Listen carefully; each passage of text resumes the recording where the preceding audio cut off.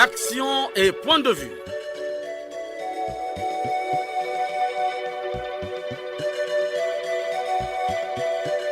Action et point de vue. Réaction du peuple sur le développement.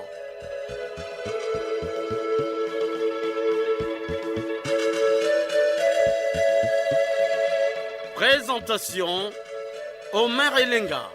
Bonjour à tous. Comme tous les dimanches, l'émission Action et point de vue, fidèle à son engagement, vous propose un thème qui fait délier les langues. Il s'agit de l'opération Gardons nos villes propres initiée par le gouvernement de la République. Pour quel objectif et pour quel suivi, en tout cas, les citoyens congolais vont se prononcer sur le bien fondé de cette opération. À la technique, Loïs Mbou et Fred Obunga. À la réalisation, Arnaud Ipene, dans une collaboration de Davia Sangoteni. Conception et présentation, Omer Elenga. 45 minutes nous suffisent pour apprécier les points de vue des Congolais au sujet de l'insalubrité dans les villes congolaises. Radio Congo, la nation dans vos oreilles. Charman, Chevalier Rogaroga, Congolais asala mabe na tongo na midi na pokwa, côté ya bango, bayoka te, tokolembe bango te. Une fois de plus, salutations à tous. Comment améliorer le cadre de vie dans les villes congolaises? C'est l'une des exigences des temps présents mentionnées dans le programme de gouvernement du président de la Nouvelle République. Il s'agit, pour Denis Sassou Nguesso, de mettre en place des schémas directeurs cohérents pour changer nos villes en villes nouvelles et modernes, doter les villes des infrastructures urbaines de qualité à la portée de tous les citadins, rénover et structurer les quartiers dits précaires, désenclaver toutes les zones urbaines et faciliter les liaisons entre les quartiers nettoyés en permanence les villes en y organisant le ramassage et le traitement des ordures, le curage des caniveaux et des égouts, l'entretien des places et jardins par les professionnels, intensifier la lutte antivectorielle, multiplier des logements sociaux, concilier le développement de l'habitat, sécuriser le foncier urbain. Chers auditeurs, les villes congolaises sont sales, en tout cas sales. Il a fallu l'intervention du chef de l'État à la veille de la tenue du sommet des 3 bassins du monde que Brazzaville retrouve son image, d'où l'initiation de l'opération Ville propre. Cette opération, saluée par les Congolais, a vu les artères publiques, les rues et avenues dégagées des vendeurs et occupants anarchiques.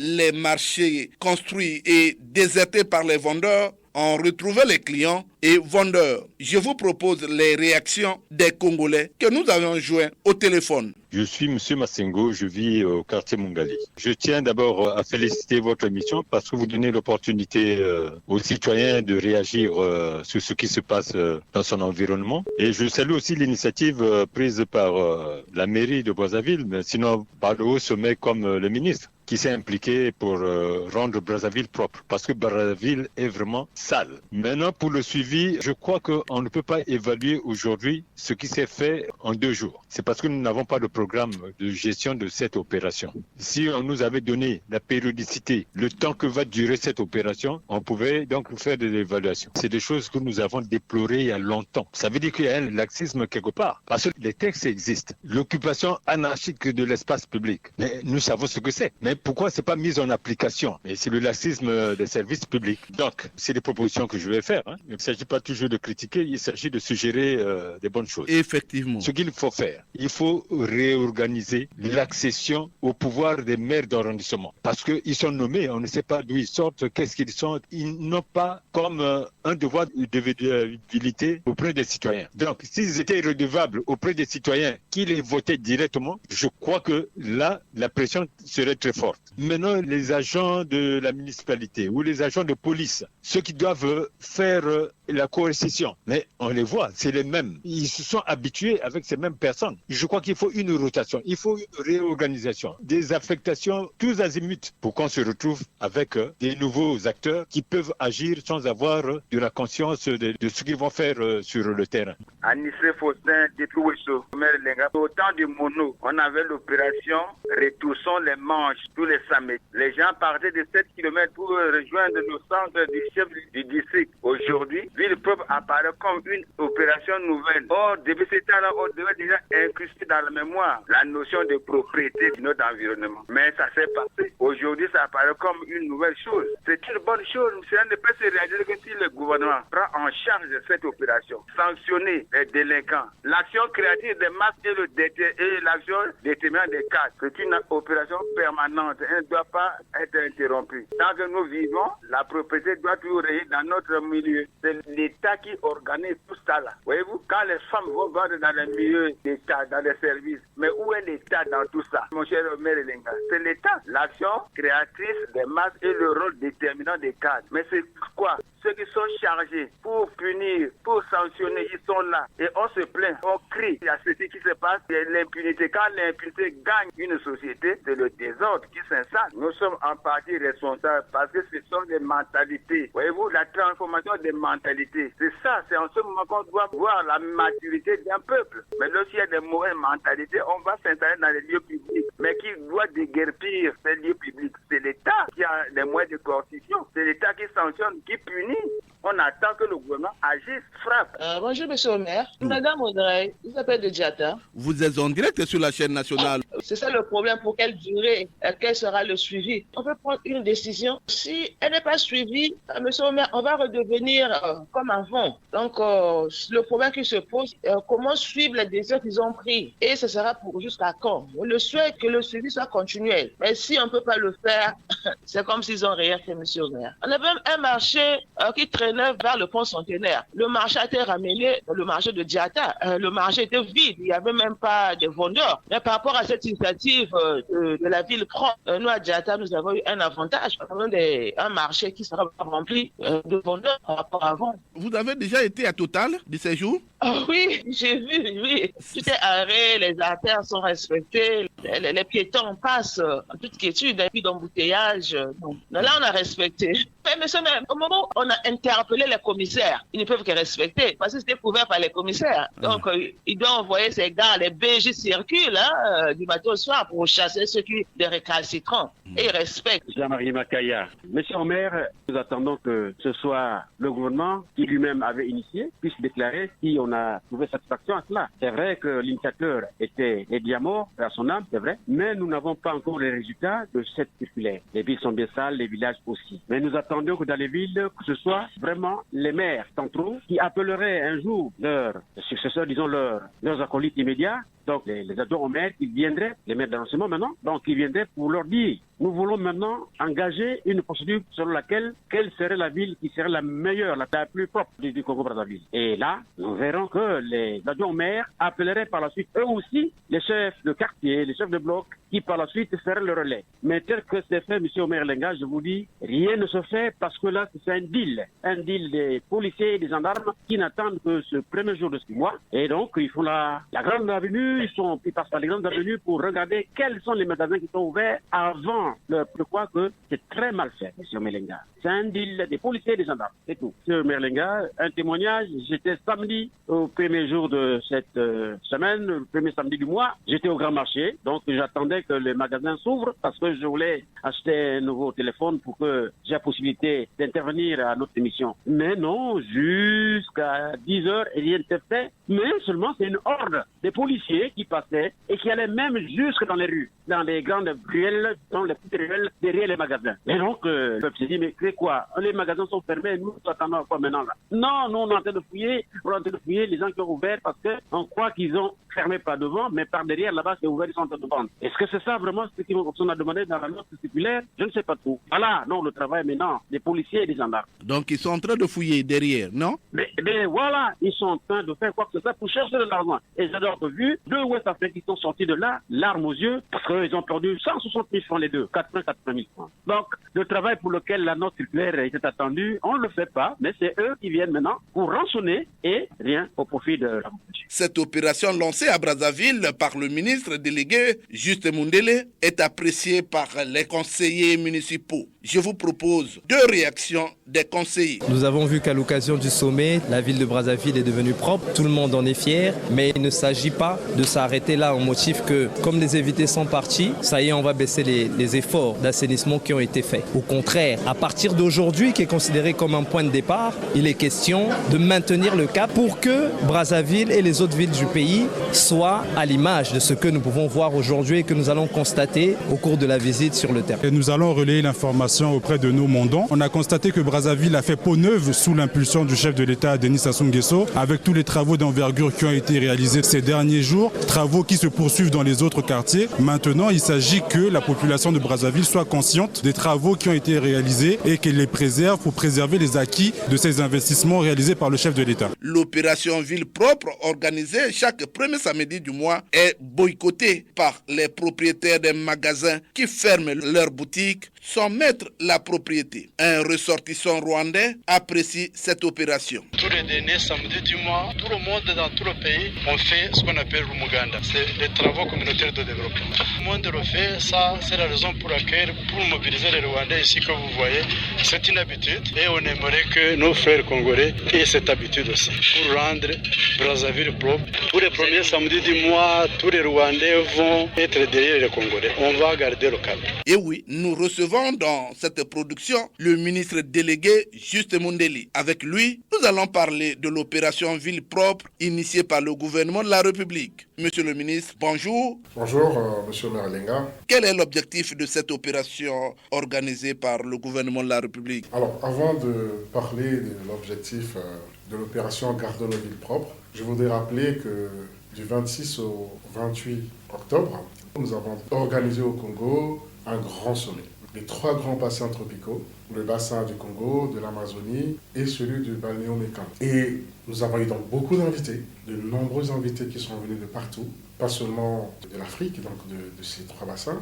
Et il a été constaté dans ce qu'on a eu comme retour des participants, un vibrant témoignage sur la ville capitale, la beauté de la ville capitale. Je ne parle pas des 2 tours jumelles qui viennent comme les joyaux de la couronne, mais la propreté de la ville a vraiment retenu l'attention des participants. Et la question c'était qu'est-ce qu'il fallait revoir Brazzaville après donc ce sommet, retrouver encore les encombrements, les embouteillages provoqués aussi par les encombrements, les marchés de fortune. Vous voyez les enfants qui doivent traverser la voie ou qui vont à l'école, mais n'ayant pas le trottoir libéré ou libre, être obligés de cohabiter avec les taxis-motos, les véhicules, les passagers et autres. Le gouvernement de la République a pensé que non. D'autant plus que même les populations aussi de la capitale ont salué la beauté de la ville, ont salué cette ville propre, cette ville verte, finalement cette ville accueillante et souriante. Et la décision a été prise par le gouvernement de la République, donc de faire participer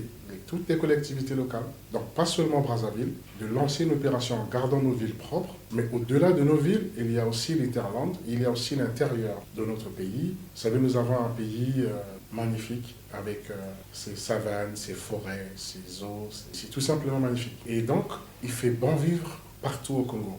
Monsieur le ministre, combien de temps va durer cette opération, monsieur le ministre? Nous demandons simplement à ce que cet état soit préservé ad vitam aeternam. C'est-à-dire que de façon irréversible, ça va être le quotidien, c'est-à-dire que l'implication de tous les acteurs, mais avant tout la population, pour que nous gardons tous notre ville désencombrée de tout ce qui peut empêcher la circulation, d'avoir aussi des marchés qui sont déjà dignes de ce nom, mais avec, comme ce fut le cas à l'époque, on monte dans le marché total, on sait qu'il y a un rayon fruits et légumes, il y a un compartiment, ainsi de suite. Et si le client arrive dans la rue, il ne trouve pas le grand rayon fruits, le rayon à marché fruits, à même le sol, dans des conditions inimaginables, il entrera dans le marché.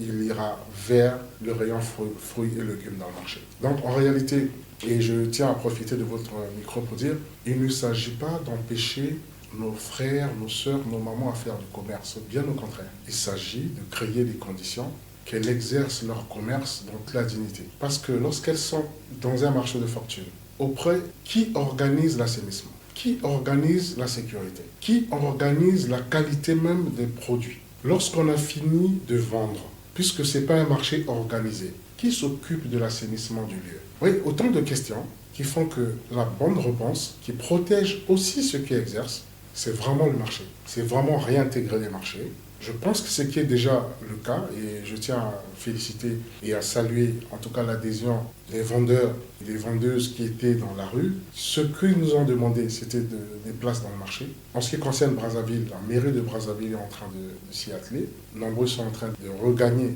les marchés domaniaux. En ce qui concerne aussi les arrondissements, les marchés parallèles dans les arrondissements, les maires d'arrondissement sont en train de faire le même travail. Mais je vous garantis, en reprenant à votre question, quelle va être la durée de cette opération?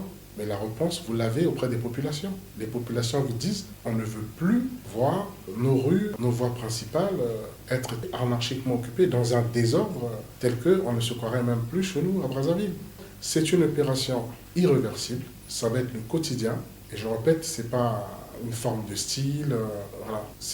C'est vraiment une opération irréversible. Monsieur le ministre, cette opération concerne toutes les villes du Congo.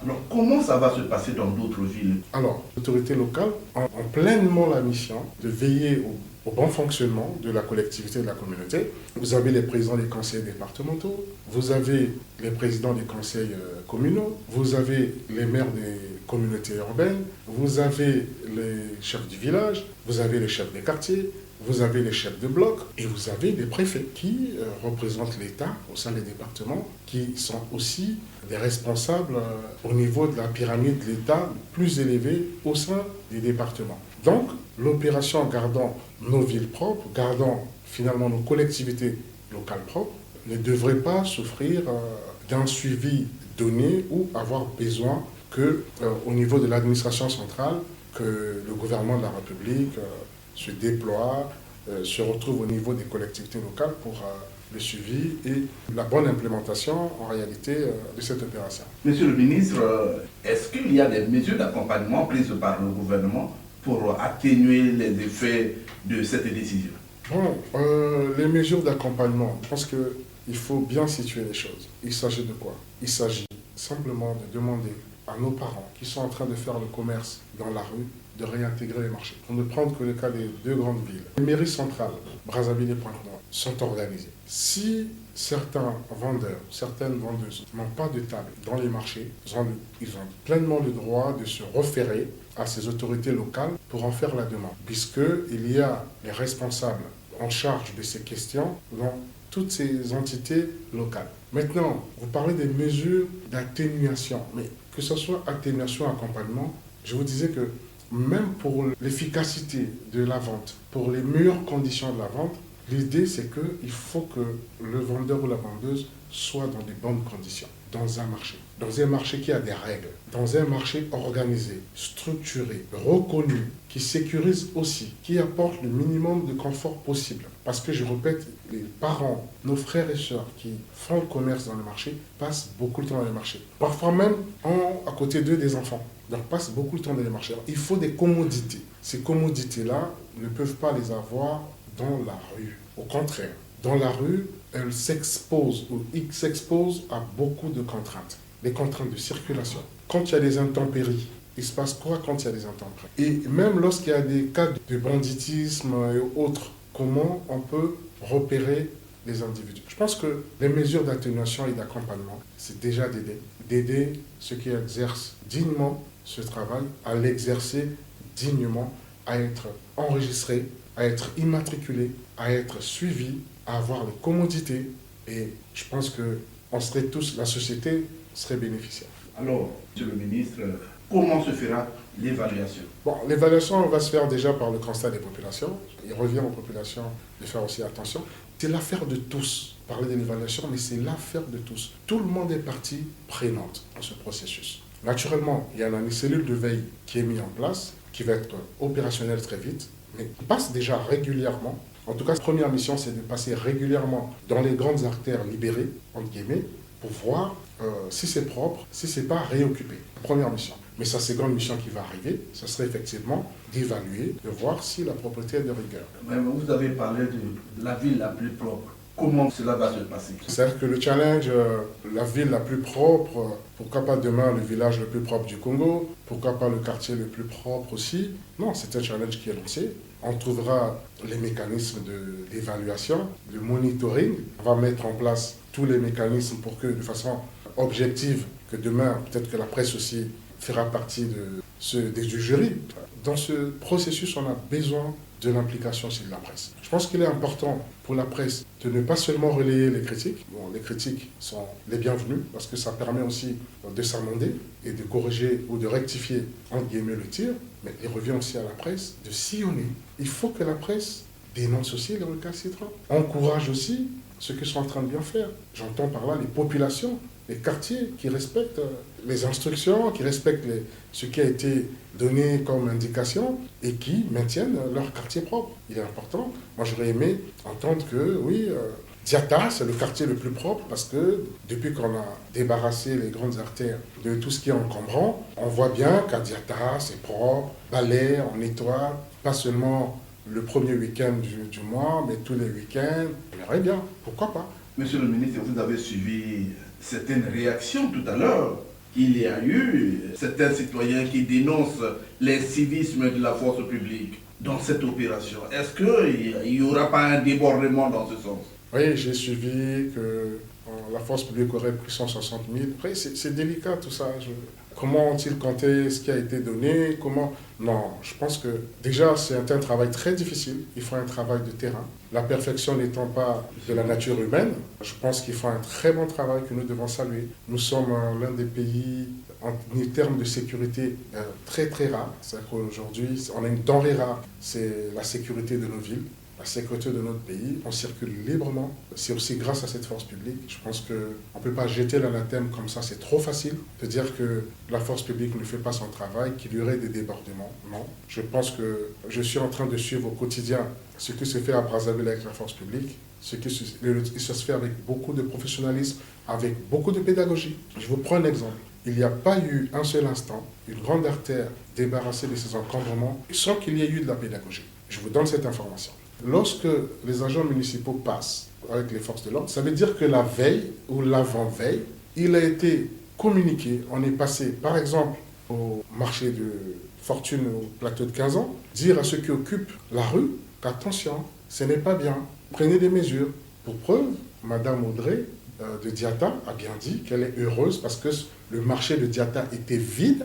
Maintenant, dans le marché de Diata, le marché est occupé. Il faut le relayer. Donc ça, c'est très important. Elle a bien compris que certains occupants des artères principales de la rue et autres ont réintégré le marché de Diata. Que si je vais acheter des légumes, je vais au marché de Diata. Alors, dites-moi à ce moment-là, est-ce que celui qui vendait dans la rue est perdant parce qu'il est maintenant dans le marché? Je ne pense pas. Il n'est pas perdant, bien au contraire. Monsieur le ministre, nous n'avions vers la fin de notre entretien. Il y a eu certainement une préoccupation que je n'ai pas évoquée ici. Bon, déjà, saluer l'adhésion populaire, que la population est véritablement en train d'accompagner cette opération. Je vous invite d'ailleurs à continuer vos enquêtes et vos sondages. Saluer tout le travail aussi de la force publique, qui est en train de faire un travail professionnel et formidable. Saluer aussi le travail des agents municipaux, qui font aussi ce qu'il faut pour que la ville reste propre, mais dire à nos concitoyens que c'est un challenge collectif, c'est un défi collectif. C'est-à-dire qu'il nous revient à tous de faire en sorte que nos rues ressemblent à nos maisons, nos rues ressemblent à nos parcelles, aux rues de toutes les belles villes que nous aimons bien, que nous visitons à l'étranger, que ce qui est fait chez les autres, c'est bien fait par eux-mêmes, et ce qui sera fait chez nous, peut-être fait aussi que par nous-mêmes. Voilà le message que je pouvais transmettre, mais sinon aussi, demander à la presse de continuer à faire de la pédagogie, parce que vous êtes aussi un pouvoir. Donc, il faut que la presse relaie, parle aussi, dénonce aussi des petits comportements où on déverse tout dans la rue, parce que finalement, la rue n'appartient à personne. La rue nous appartient. La rue est à nous tous. Et nos villes, nos villages, nos quartiers doivent être propres. Merci, Monsieur le ministre Juste Mundeli, pour avoir accepté notre invitation. L'opération Ville propre, comment les Congolais apprécient-ils l'exécution de cette opération?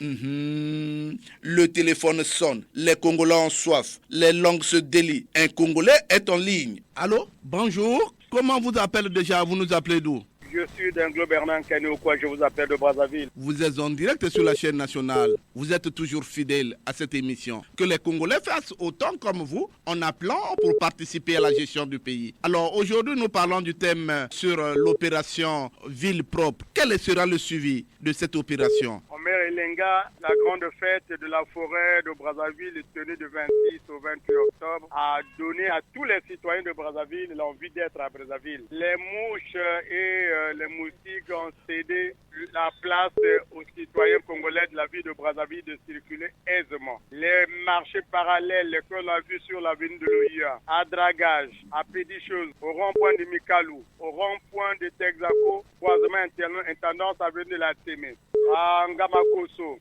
à Kintele, sincèrement, c'est la fierté de tous les citoyens donc du gouvernement à travers juste Désiré Mondele qui a appliqué les décisions du gouvernement. Omer Elenga, ça fait beau de vivre aujourd'hui à Brazzaville. Pour ceux qui étaient là en septembre, qui reviennent aujourd'hui, sincèrement, c'est quelque chose à féliciter. Quand c'est pas, il faut féliciter. Et lorsque ça ne va pas, il faut dire merci au gouvernement pour cela. Mais jusqu'à quand cette opération-là va libérer les Congolais de bien vivre, le bon vivre à Brazzaville? Parce que je sais dans quelques jours, on va encore retrouver les marchands ambulants au rond-point de Mikalou, à Ngamakoso, à Dragage et sur l'avenue de l'OIA. Il faut que le gouvernement qui a pris cette bonne initiative, cette décision salutaire, soit toujours debout avec lui, toute la population, la force publique. Il faut donc que chacun là où il est essaie un peu de dénoncer ceux qui reviennent au galop. Très souvent, ce ne sont pas les Congolais, nos citoyens, nos amis africains qui prennent Brazzaville, le point noir ou disons toutes les villes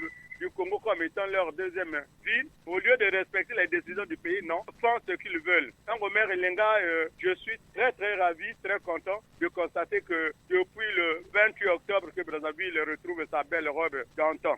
Vous avez été à Texaco? Texaco, moi je ne sais pas. C'est une autre ville, surtout sur l'avenue de l'Intendance. Ça, c'est une avenue qui n'est pas à Brazzaville. Parce que aucun véhicule ne peut rouler, aucun motocycliste ne peut passer. Tout est pris d'assaut par les vendeurs de Texaco. Donc, je crois que nos amis de la force publique nous entendent. Ils pourraient également passer par là pour mettre un coup de balai. Et ceci doit être une opération pérenne. Ce n'est pas à faire aujourd'hui, demain on laisse. Parce qu'avec les Congolais, ils disent non, c'est un feu de paille. Le Congolais prend la décision le matin à midi, bon, oublie. Donc, il faut que tout le monde mette la main à la pâte pour que cette opération soit pérenne. Bernard Kaneokwa, je vous dis merci de votre participation. C'est à moi de remercier comme toujours. Le producteur aide le gouvernement, avec lui les techniciens, le DG, Modeste Elenga, qui ne cesse de nous donner cet espace. Au-dessus de lui, c'est le ministre. Merci beaucoup et à très bientôt. Merci beaucoup. Allô? Bonjour, monsieur le journaliste. Bonjour, comment vous appelez déjà? Vous nous appelez d'où? Je suis monsieur Lengaspo et je vous appelle de Yoporo. Aujourd'hui, nous parlons de l'opération Ville propre initiée par le gouvernement de la République. Pour quel est suivi? Pendant combien de temps cette opération va durer? Monsieur le journaliste, l'insalubrité avec son corollaire, l'insécurité, née de la crise de l'autorité de l'État congolais, reste à ce jour les maîtres mots qui gangrènent la société congolaise. L'opération Ville propre, conçue et lancée par l'État congolais au lendemain de la tenue du sommet des trois bassins mondiaux, reste une initiative bien saluée par les Congolais. Mais, monsieur le journaliste, avec le niveau de dégradation de la conscience des Congolais de nos jours, je ne vois pas le succès de cette opération dans toutes nos villes, menues et sans une véritable réinstauration de l'autorité de l'État. Monsieur le journaliste, vous êtes sans oublier que dans chaque famille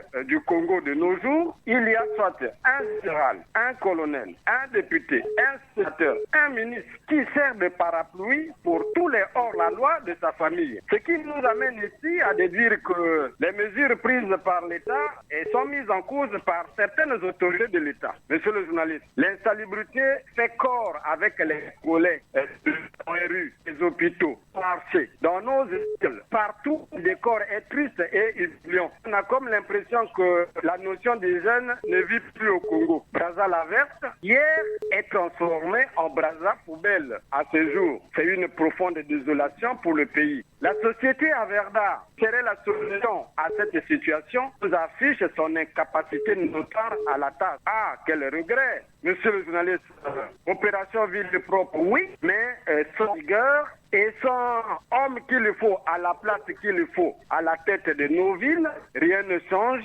et rien ne changera. Et Lenga Tipo. Monsieur le journaliste. Alors, est-ce que la ville d'Oyo, elle est propre? Mon cher ami, quand je dis Oyo Poro, mais c'est le jour et la nuit. Oyo est dans une insalubrité qui nous met très mal à l'aise, mon cher ami. Mais je vous avais dit à l'émission précédente que très bientôt nous serons les pieds dans l'eau. Mais il y a l'incivisme qui règne aussi bien à Oyo que dans d'autres villes, mon cher ami. La société à Verda est incapable de mettre la ville en état de propriété, aussi bien à Brazzaville, Pointe-Noire, à Kaoyo, c'est le même décor. Quand vous pénétrez dans le marché d'Oyo, c'est toujours l'état d'immondice. Vous discutez la viande avec les mouches et autres. Les caniveaux sont quasiment inexistants. Alors, Elenga Tipo, c'est de lui qu'il s'agit. Je vous dis merci de votre participation. Les Congolais ont toujours soif. Allô? Bonjour, monsieur Omer Lenga. Bonjour, comment vous appelez déjà? Présentez-vous.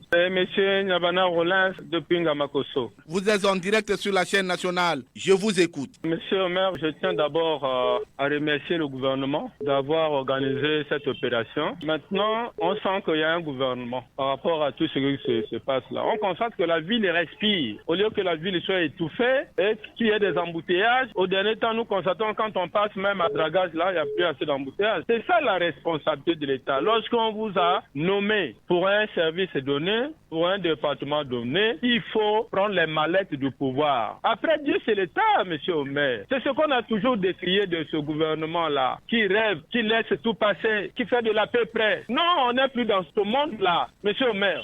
La ville respire maintenant. Mais quand on suivi, l'État est là, il suffit d'instruire la police. Tous ceux qui vont tenter à revenir là où on a chassé là, ils doivent subir la puissance de la loi. C'est ça l'État. Mais il y a un autre volet. Il reste aussi que cette opération se passe jusqu'au niveau de ceux qui ont exproprié l'espace de l'État, ceux qui ont enlevé les rails pour construire. Il faut que l'État recouvre aussi cet espace-là. On ne doit pas faire des demi-mesures pour les petits commerçants. On les chasse parce que je suis fils de, je suis parent de, j'ai occupé l'espace de l'État et je suis intouchable. Non, on ne doit pas faire comme ça. Pourquoi ne pas avoir un transport urbain de chemin de fer à Brazzaville, comme dans d'autres villes? Mais les gens ont enlevé la rail pour construire les maisons. Aujourd'hui, on les regarde. Cette opération, c'est à saluer. Mais il faut que ça soit pérenne. Voilà pourquoi je dis félicitations au gouvernement et au maire qui suit de près cette opération. Bravo au gouvernement. Nyabana Rollins, je vous dis merci de votre participation. Merci, monsieur le maire. Vraiment, félicitations à vous. Et vous constatez que notre mission apporte, parce que dernièrement, on en a parlé, et voilà, le gouvernement a pris la mesure pour essayer de libérer les rues et les avenues de Brazzaville. Merci beaucoup, Nyabana Rollins. Merci, monsieur le maire.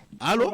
Bonjour, monsieur le maire. Bonjour. Comment vous appelez déjà? Vous nous appelez d'où? Monsieur Fortuné de Osso. Monsieur Fortuné, toujours fidèle à cette émission. Alors, comment appréciez-vous cette opération? Monsieur le maire, qui dit opération ville propre touche directement les collectivités locales.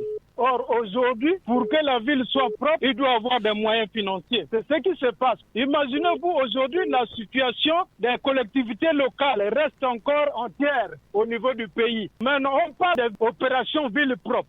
Aujourd'hui, les Chinois ont bitumé les avenues, les rues, même les routes. Aujourd'hui, on n'arrive pas à entretenir par manque de moyens, monsieur le maire. Bon, nous avons besoin d'un gouvernement qui est sage. Parce que quand vous prenez des mesures, aujourd'hui, il y a cette histoire du premier samedi du mois. Tirez les candidats que les Chinois ont laissés. Ça fait aujourd'hui des problèmes parce qu'il n'y a pas de moyens financiers. C'est une ville aujourd'hui qui a beaucoup de moustiques par rapport à ce que les Chinois nous ont laissé. On n'arrive pas à travailler, à entretenir les villes. Il n'y a même pas le matériel pour entretenir les villes. Fortuné, est-ce qu'à Ouesso, les femmes et les hommes vendent encore sur les artères publiques? Non, ça de ce côté-là, la mairie est en train de faire son travail. La mairie est en train de faire son travail. Alors, Fortuné, monsieur Omer, si vous était demandé de donner un conseil au gouvernement, c'est lequel? Je sais qu'il y a des intellectuels, des docteurs au niveau du gouvernement. Mais le gouvernement ne peut pas dormir, se réveiller le 3 matin, on prend d'autres mesures. Mais l'accompagnement, c'est pas ça, monsieur Omer.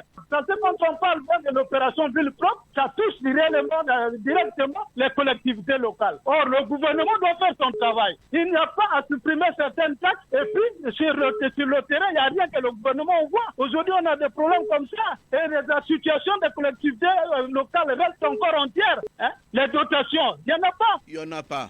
Fortuné, je vous dis merci de votre participation. Je vous remercie. Allô? Bonjour, comment vous appelez déjà? Bonjour Omer Elinga, je suis Fédio Boronga Pouro, au bord du viaduc à Brazzaville. Vous êtes en direct sur la chaîne nationale, je vous écoute. Oui, Omer Elinga, je suis à Brazzaville, je ne peux que parler de Brazzaville pour l'instant. Brazzaville, première ville de notre pays, a les devoirs et les obligations d'être assainie, au sens propre terme. Omer Elinga, à la faveur d'un sommet convoqué momentanément à Brazzaville, un sommet convoqué, retenu et réussi à Brazzaville. Brazzaville, affectueusement, hier appelé Brazza-la-Verte, aujourd'hui, Brazzaville cohabite avec l'état d'ordure ça et là, accompagné des odeurs nauséabondes pour les citoyens. Omer Elinga, hier Brazzaville était la véritable ville verte, mais qui aujourd'hui donne des mauvais exemples à des villes secondaires. Omer, je dis bien, je salue en passant le président qui a fait élire le pari de la ville, Brazzaville, la ville très attrayante et accueillante à travers son état de propriété. Si Brazzaville est assainie au terme vrai du mot, eh bien, s'ensuit d'autres villes secondaires. Et la gendarmerie doit poursuivre les efforts déjà entrepris par les autorités municipales. La gendarmerie et la police doivent faire autant dans un sens de la surveillance de la ville parce que il y a une dizaine d'années au maire Elinga, les trottoirs de Brazzaville étaient ravis par les citoyens en conflit avec les marchés pourtant construits pour leur cause, les citoyens en conflit avec l'hygiène alimentaire. Brazzaville, étant donné que c'est le socle de toutes les villes secondaires, là où partent tous les événements, et ici à Brazzaville. Eh bien, au maire Elinga, ces citoyens étaient des véritables rois des espaces publics. Ils ont ainsi pris et quitté définitivement les trottoirs de Brazzaville. C'est ici où partent tous les messages. C'est ici où les villages, les villes secondaires doivent prendre l'exemple pour que nos villes et villages soient assainis. L'avenue de l'intendant soit occupée par les vendeurs. On ne peut plus passer avec un véhicule. Il faudrait bien que la police et la gendarmerie prennent à bras le corps l'opération spéciale de Texaco afin de faire partir tous les inciviques qui occupent le trottoir de manière désordonnée et involontaire au maire Elinga. Alors, Félio Boronga Poro, je vous dis merci de votre participation. Merci beaucoup. Allô? Oui, bonjour, monsieur Robert. Bonjour, comment vous appelez déjà? Présentez-vous. Je m'appelle Jean-Blaise Pionda depuis Madingou. Jean-Blaise Pionda, vous êtes en direct sur la chaîne nationale. Je vous écoute. Bien, en tout cas, mon point de vue sur l'opération ville propre dans tout le pays, oui, c'est une bonne opération, mais ça va durer combien de temps, monsieur Omer Elinga, cette opération-là? Après, je suis en train de suivre à la radio qu'on est en train de guerpir les vendeurs de pain au bord du goudron et tout. Mais il faut leur proposer aussi quelque chose parce qu'eux, ils vivent de ça. Vous les chassez pour là où ils sont installés pour vendre, pour faire nourrir sa petite famille. Elle, où il va aller vendre où? Mais... Oh là là, Omer Elinga. Mais il y a des... Attends seulement, après 2 semaines, il reviendra encore au bord du goudron. Et puis bon, la loi va s'arrêter là. Jean-Blaise. C'est comme ça. Jean-Blaise? Oui, Omer Elinga. Mais il y a eu quand même des marchés construits, non? Pourquoi les gens ne peuvent pas aller vendre dans les marchés? Monsieur Omer Elinga, en tout cas, dans le marché là-bas, il y a des articles qui sont appropriés à vendre dans le marché. Mais il y a certains articles qui sont proposés à être vendus que dans les avenues, au bord. Là où les gens doivent se bousculer pour aller trouver le pain ou bien pour aller trouver le petit manioc. Mais c'est pas dans le marché là-bas, il y a de bousculade. Il faut leur proposer quelque chose. Au lieu de les chasser seulement comme ça, il faut leur proposer une alternative. Vous dites, bon, comme vous vendez ici, mais désormais c'est ici. Mais... Pour que la ville soit propre, vous devez plus vendre ici, vous devez vendre ici. C'est comme ça, monsieur Omer Elinga. Les Congolais ont perdu leur morale. Monsieur Omer Elinga, hier nous étions pour aller planter des arbres. Mais là aussi, il n'y a pas le suivi parce que chaque année, on doit aller planter. Quand on arrive là où on avait planté, il n'y a plus des arbres. Où on a coupé, où on a brûlé. C'est la même opération de la ville propre, monsieur Omer Elinga. C'est ça. Alors, avez-vous un dernier mot à dire? Le dernier mot que je peux dire, c'est que le gouvernement, à l'aide de la mairie et avec la police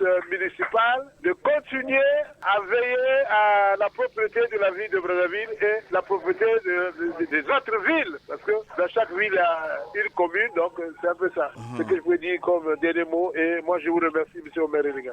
Jean-Blaise Pionda, je vous remercie également. C'est à moi, M. Omer Elenga. Merci. Les Congolais ont toujours soif. Allô? Oui, allô? Allô, bonjour. Oui, bonjour. Comment vous appelez déjà? Vous nous appelez d'où? Je m'appelle Emmanuel Massé, à Pointe-Noire. Emmanuel Massé, vous êtes en direct sur la chaîne nationale. Je vous écoute. Merci, monsieur le journaliste. Nous savons tous que la propriété chasse les maladies, garantit le bien-être et l'espérance de vie. Logiquement, c'est une leçon morale qui devait être ancrée dans les consciences de tous les citoyens qui vivent dans les agglomérations, dans les grandes agglomérations. À mon avis, là, il n'y aurait pas suivi. Mais comme le Congolais aime les choses, il faut bien qu'il y ait suivi. Sinon, le mot d'ordre seul ne suffirait peut-être pas. Il faut donc... Voilà, monsieur le journaliste, je veux avancer un petit peu. Il y a la société Averda qui a le monopole de jeter les ordures et les rémunérer en contrepartie. Mais apparemment, Averda n'a pas donné de présenter de bonnes prestations au Gabon. Elle est chassée de là. Ici, c'est apparemment, il est seul, mais il y a un problème. Averda n'arrive pas. Je prends le cas de mon quartier. À 120 mètres et 225 mètres, il y a des immondices que les populations déposent simplement parce que Averda est absent ou absente. Alors là, nous sommes mal à l'aise. Outre Averda, monsieur le journaliste. Donc voilà, monsieur le journaliste. Donc parler du suivi aujourd'hui, j'ai dit que ce serait un suivi partiel parce que sur le point noir vient de pas être suivi dans la mesure où, dans ce cadre-là, les grands travaux se sont contentés de festoyer récemment, mais ils ne se rendent pas compte que la capitale économique qui a été une vache à lait n'a pas été aménagée comme Brazzaville. Voilà, monsieur le journaliste. Emmanuel Massé, c'est de vous qu'il s'agit. Je vous dis merci. Merci beaucoup, monsieur le journaliste. Ouf! Toko funda bino lelo. Epa ya papa.